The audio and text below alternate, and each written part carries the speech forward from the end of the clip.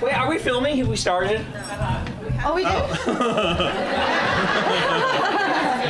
I'm totally confident in what we're about to do. The thing about transformations is that, like, you guys see like 10 minutes of it, but it sometimes can be like 4 and 5 hours long, and there's like these long stretches where like nothing happens. I'm really embarrassed because I look like a Christmas ham right now because I just like had to wipe off all the makeup I was wearing all day, so like now I look really disgusting. So we really need makeup like as fast as possible. You look disgusting. Oh. No way. Get off the stick. Let me do my Okay. Let's start over. Okay, so. Okay. Welcome to my face. I'm James St. James, and this is Transformations. This is Christina Cofran, who did the Dark Harbor transformation, where it was like live on site at the Queen Mary. Yes. And then this is Jen Fregozo, who helped with the Dark Harbor, and then you did that creepy doll that one time. I don't know if you guys remember that. And what is it we're gonna be doing today? We are going to be doing a dirty disco bondage ball. Dirty disco bondage ball. Oh my God, Coco Montrese has been like waiting all day for her panel, and then they just said, Coco, you aren't until tomorrow. And she's like, you know what I mean, like she's all dressed up and everything, and she's like sitting there waiting for her panel to start, and they're like, okay, 22 hours, and you're good to go. Should I tell the meth story? We're doing a transformation with a drag queen named Meth from England. And she's really famous over there. We're in this little room, and all of a sudden we hear like someone screaming, like, "Are you okay? Is everybody okay in there?" And they're like banging on the door. And so we open the door, and it's this like methed out homeless person who's gotten into the basement, and he's like holding us hostage. He's just screaming like, the planes and the men and the outfits and the suits and I'm here for RuPaul and I'm RuPaul's body double. And like we were all like freaked out, and Blake and I were like backed up against the wall as he's like doing it like this, like all in our face. He was really cute, actually. we could have taken him, and then he kept saying like, Macaulay Culkin thanks you, and on behalf of the company, like just this crazy thing. Nobody would come and help us, is the long and the short of it. And then the police came, and then he just took off and ran. So, but that's, I don't know, why did I start telling that? He wanted a job. Hold it down. So does anyone have any questions? You know, I mean, Razo, Alyssa, but like everybody will watch those and everybody loves those. But I like some of the ones like Oozing Gloop. Betty Venom was good. I liked An-Abortion. Scarlet Starlet. Like some of the ones that like that I hadn't ever met before, and then you get them on there, and all of a sudden they're just like these really like, I just sort of like fall in love with all of them. Oh, speaking of falling in love, the Milk one. I had never met him until then, and I was just in love.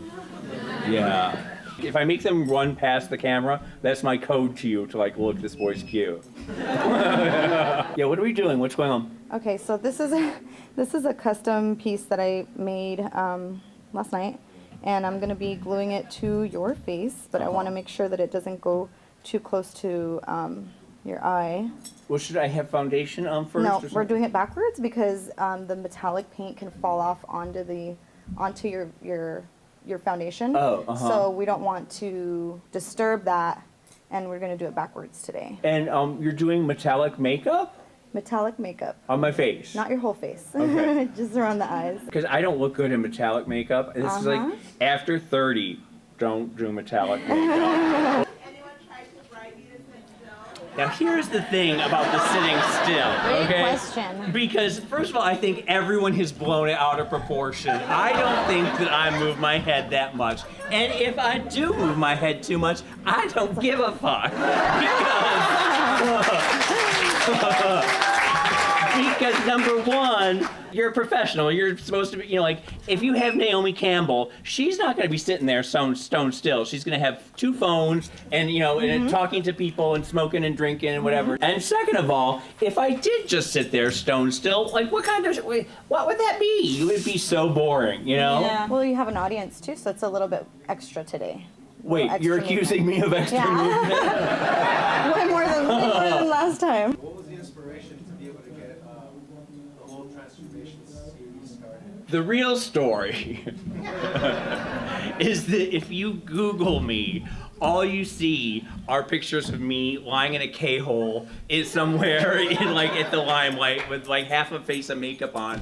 And I thought to myself at one point, I need to get some good pictures with like some really good makeup artists. How am I gonna do that? I thought it was only gonna be like 10 episodes. 100 just passed? Yeah, now we are at 110, I think. Anything that you hated? Well, I hate getting my makeup done. I don't know if you saw the last video that he did, and he had that really amazing eyeshadow, something like that. That was Donald Simrock, the artist who did that. I don't know if you, Donald. Oh, yeah. Donald did a transformation on us where it was like blackface, and then they poured the powder on it, and it looked like a galaxy. Really beautiful, and they took the eyes out. It was just unbelievable. Oh. You're not ruining anything. There was a guy, Travis Pates, and he did a zombie thing, and it was like a 4 or 5 hours to put it on, and like it's that thing where like I start getting claustrophobic and I'm like, I gotta get it off, but you can't just rip it off, you know, you've got to slowly take it off a little. And so it was like 2 hours to take it off, and I literally was going out of my head.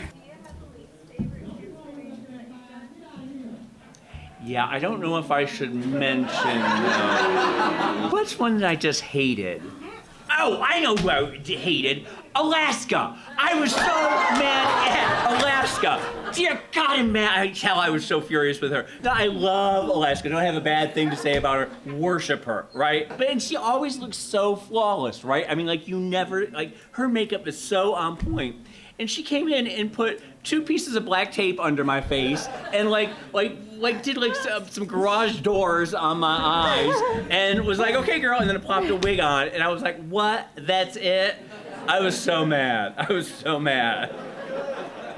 And now you're all gonna go, did you hear what James said about you? Oh, God, what am I doing? Literally, can we sign like non-disclosure agreement? Nobody can say anything outside of this room. Would you ever do a transformation on someone else? You know, the thing is, like makeup is such a specific skill that when you're doing it every day, you get really good at it. And there was a time when I was really good, and that was, I mean, it was a long time, like when I was going out every night and I was, you know, club kid and everything. But then I went through like 10 years of not dressing up. And so I don't really have the skills that I used to have anymore. And now I'm just used to like calling people and saying, do my makeup. Have you ever gotten injured? Yes. The Boom Boom one, he poured all this pudding on me that was like different colors. And there was like a rubber, what are the tarps on there. And it became like just like slick, and I jumped up, just went completely like ass over apple cart, just like, I mean, completely on the ground. And I was wearing this slip, and this slip like rode up to here, and I broke my wrist, and like my elbow, like I was in pain. I was sobbing and crying, like covered in pudding, lying on the ground. And I was like thinking I need to go to the emergency room, call an ambulance. And meanwhile, like Boom Boom's crew was all like, "Oh my God, we've killed James St. James." And they were like horrified. And Theron and Blake and everybody were like laughing hysterically. Have an allergic reaction to any of the cosmetics during transformation? No, but I've found that red, like if I do like red face, I had to go to the airport at like 6 in the morning, and I couldn't get this red off, and I was all splotchy. What inspired you to come out to LA? Well, I came out to LA because I was being chased, I was wanted by the FBI. Around the time of the Angel's murder, was also the time that Giuliani was closing down all the clubs in New York. They'd arrested all these club people on these drug charges, these sort of trumped up drug charges that weren't really real. I knew in my head that like the next 2 or 3 years were just gonna be nothing but testifying against my friends. And so I figured if I just moved to LA, like it would be harder for them to find me. It would be like the cost of like flying me in would be prohibitive, so they probably wouldn't do it. And I came out here, and they followed me, and they were knocking on my door one day, blah, blah, blah. And I took them out, and I said to them, you can have me testify, you can bring me in, but know that I'm a hostile witness. Know that I've always considered the DEA my enemy because I've worked at clubs. Know also that I'm a ketamine addict, and I've spent the last 5 years thinking I was Queen Victoria in Buckingham Palace, and they said, yeah, okay, we don't need you. Yes, here we go. Okay, so this is how I had to... Wait, I had to go to the airport like this, okay? Because the red would not come off my face. I took 5 showers, and when I went through security, the guy, like, they thought that I was like some psycho killer. Sorry. Are we ready? Are we fine? Have they closed up the convention yet? Want to do any other on location? I really enjoyed when I went to New York and got a chance to meet like Ryan Burke, who I'd been following forever on Instagram, and Dominique Echeverria. Like there's some really amazing people there, and I didn't get a chance to do any of the Bushwick Queens. That whole scene out there was really fascinating to me. And then I know that Fenton had mentioned one time going to London and doing like a series over there. Because there's some people, I don't know if you guys follow like Daniel Lismore. He's like the heir to Boy George. He's this queen who, it's like, he's like 9 feet tall. It's very Lee Bowery, and it's just everything in the kitchen sink, but there's all sorts of tribal influences and like Victorian, and it's unlike anything that I've ever seen before. And I feel like it's very rare that I say that, because I feel like I've seen everything. Daniel Lismore is like one of my great white whales that I'm looking for. I've also been trying to get Jackie Beat for 2 years. I would love to get inside her head. Kabuki Starshine is someone who's an old club kid friend of mine. I don't know, he does a lot of makeup. And at the time it's just never right. We never seem to be able to get together. But yeah, no, I totally want to go more places. Turn around really quickly and see it. Oh yeah, let's see. Oh. Yeah. Oh God. I know, I promise. Okay. There's more steps. There's more steps. Did you make those? Yes. Really late last night. This is like the step that you fill plants with, decorative glass. And like you put it on a netting? What did you? yeah, I put it on a netting. Jen actually gave me the idea to use duo. So you like lay out the duo on the netting, and then you like painstakingly find little baby mosaic pieces that fit like right next to each other. You can't just throw a bunch of stuff on it, because then it'll be like really random and it won't lay flat. I imagine that it's something you could like just tweak out on for hours. Oh yeah, for sure. Yeah. Another one that I like that sort of reminded me of one of my favorite ones was the one where we did like the tree monster, where she took the mold from the tree outside of her apartment and then made the makeup plaster out of it. I don't know. I love like people who just like would you ever pass a tree and think like, I'll make makeup out of that? Like, I love that.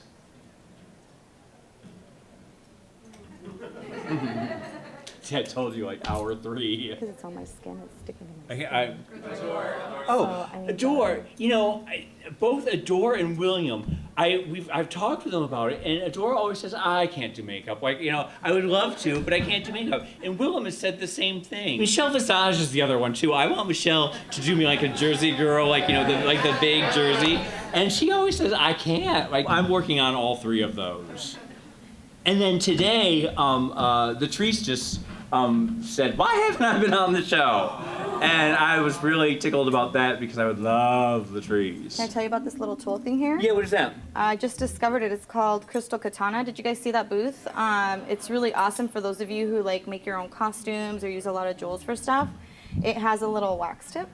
And you can like pick up the little gems with the wax and then just boop. That's funny because we just had someone on a couple weeks ago who used a candle. Thank you. Why did you guys to do this look? I love shiny stuff. I really thought about James's life and that, like, you know, there's a little Damaged disco little ball. dirty Disco ball. Great. And I love disco balls. They're so bright and vibrant, and you know, it's festive, and you have And that then when they get personality. dirty. And then they get dirty sometimes, and you gotta shine them and clean them up. We were trying to come up with something that was appropriate for this event because everyone was going to be so flashy, and you know, there's going to be so many. I mean, have you guys seen the people out there? I mean, it's amazing. Have you guys seen like that parade float go with the woman with the balloons? And it's like a car wash as she goes past. And I love that. I just imagined her like last night, like frantically blowing up balloons. I love like the little, because there were some like little 16-year-olds out there, and they were like, "It's my first time in drag," and I was like, "Oh my god, that's so cute." Love that. Can you talk about your first experiences? There was a gay bar in Fort Lauderdale, the Copa, and when I was 15, I would stuff my bed and shimmy down the drain pipe and ride my bike down the highway to go to this gay bar. And I remember I had a friend who would put makeup on me, went like outside the club, and then I would go in, and then I'd have to like get it off really quick, like in a puddle or something, before I went home. Makeup always gives you energy, you know, and it's sort of like, because I would be terrified to go to this place, but then like once I got it on, I could like go in and like, you know, run around and stuff, and so I wasn't intimidated anymore. And even like, you know, like when you're getting ready to go out and like you're so exhausted, but by the time you get to your lipstick or whatever, like you are, you know, Ready to party. yeah. What's going on next door? Just doing a runway tutorial. Oh, should we all run over and join? See? I feel bad. We're like putting the eyelashes on. Like, why is it so quiet over there? I know. Oh. We haven't done like an old person yet, really. Like extreme old age? Yeah, like, you know, like with wrinkles and stuff. What else haven't we done? Because I was thinking that I was going to do a book on of transformation pictures and then like mix it in with like, you know, a guide to life thing. And I was going through the pictures and we have 20s, 30s, 50s, 60s, 70s, 80s, 90s. We've done like all of those looks, but we've never done a 40s, like a World War II thing. We've never done Victorian. We've never done like some sort of like medieval thing. Oh, that would be fun. In 3, Oh, 2.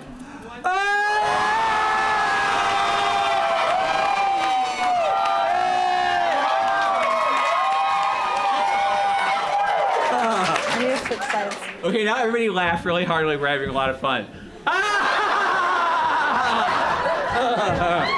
We need some music. Yeah, I'm surprised there's no music.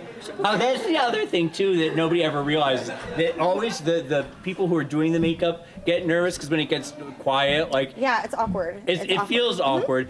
But then when you do it, like there's always the music playing like in the video. So I always tell everyone not to worry. Right. But this is sort of. Wait, hold on. Show everybody this eyelash. It's really cute. It's like a little spider web. It's like That's little- really cute. Has anybody asked to be on transformations that you were just like, no? Yes, lots of people. I tend to play, it's like good cop, bad cop, where I'm like, yes, oh my god, come on, be on the show, I love it, fabulous, talk to Pete. And then Pete is supposed to say, no, I'm sorry, we can't do it. He's supposed to be bad cop, but Pete will never play bad cop. And so, and you just have to say it's like it's not quite right, or it's not ready, or we've done things similar. I don't want to hurt anyone's feelings, so I want everyone to keep experimenting and keep playing. And sometimes Pete really puts his foot down. Look up. And then makes me tell them. what kind of tools do you guys like using more? Is there a particular thing you guys like using more versus another? I picked up some really awesome brushes today. I feel like for men's contour, it's a little bit bigger. It's a little heavier. It's really, really cool. It's like, it's got a wider, I mean, men have like a larger space to work with usually. Their jaw lines are a little bit wider. And this really does the trick a lot faster than a tiny little round brush that you blend with.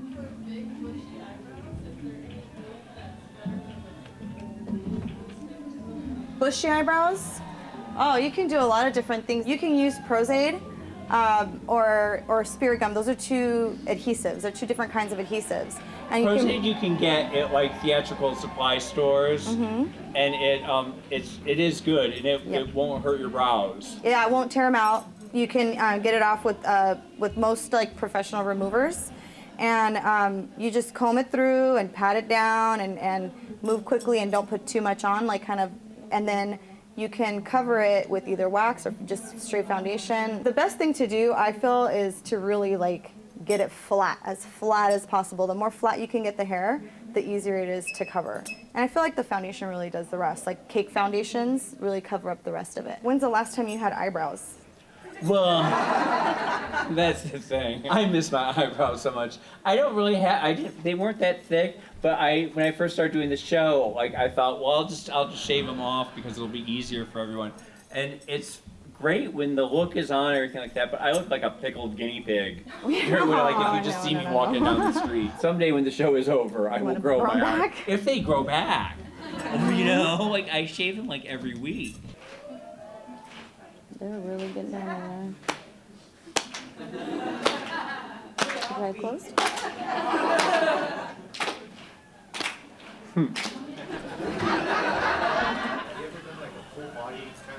No, because I don't think anybody ever needs to see my body. That's the rule that it's the picture is always head and shoulders because it's a train wreck.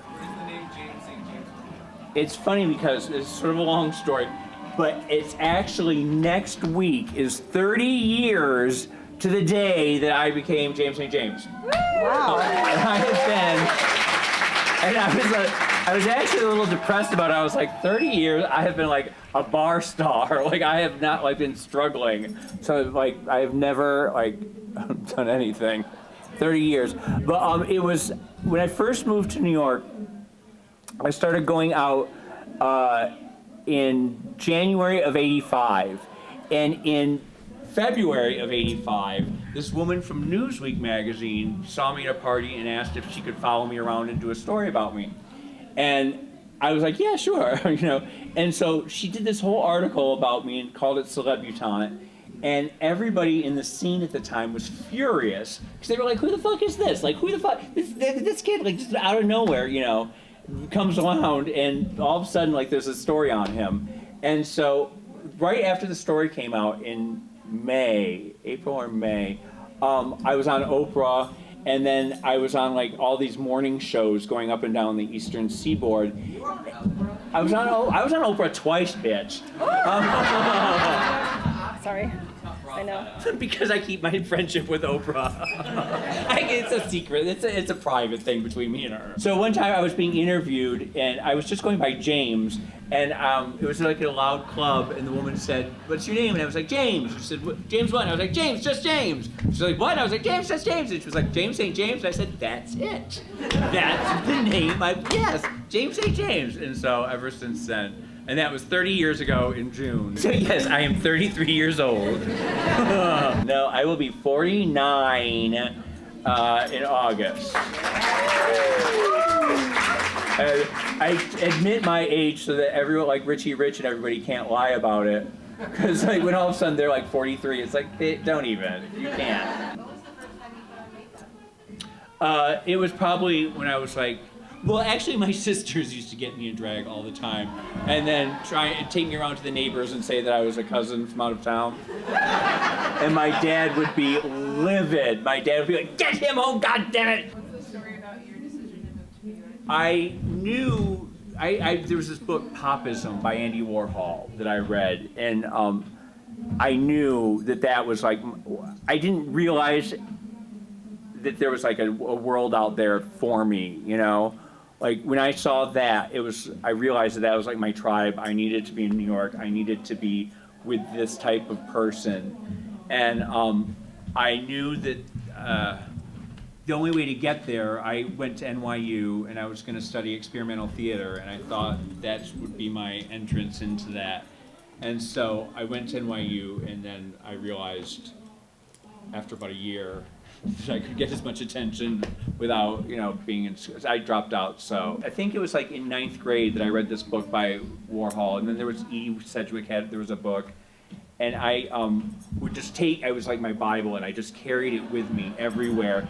And like through all the bad times in school, like with bullies and stuff, I would always just like, I will be in New York. I'm going to get out of here. It's, you know, I'm going to be friends with Andy Warhol. I'm going, like, I just knew, and I would like research, like, you know, like I knew the restaurants and the clubs and like, you know, where to live, and I had little notes of like, you know, a little notebook filled with things, people I was gonna meet when I got to New York, and it was really like, that's what got me through high school. It's just the idea that I knew that was who I needed to be with. Well, are we done? Are we almost there? Almost. Lift, you guys. Mm-hmm.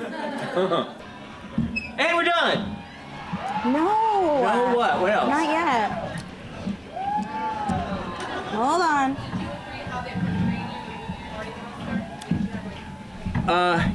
I loved it.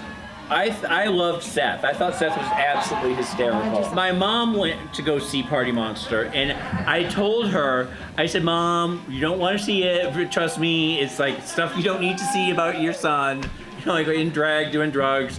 And she went to go see it anyway, and afterwards she stood in the lobby. It was like, that was my son. That's my son. To like everyone who walked out, she was like, that's my boy Jimmy. So, and she thought that she said that he got it perfectly. So if Mom said that he did it right, then I guess I can't complain. I thought Macaulay was also adorable. I thought he was so cute.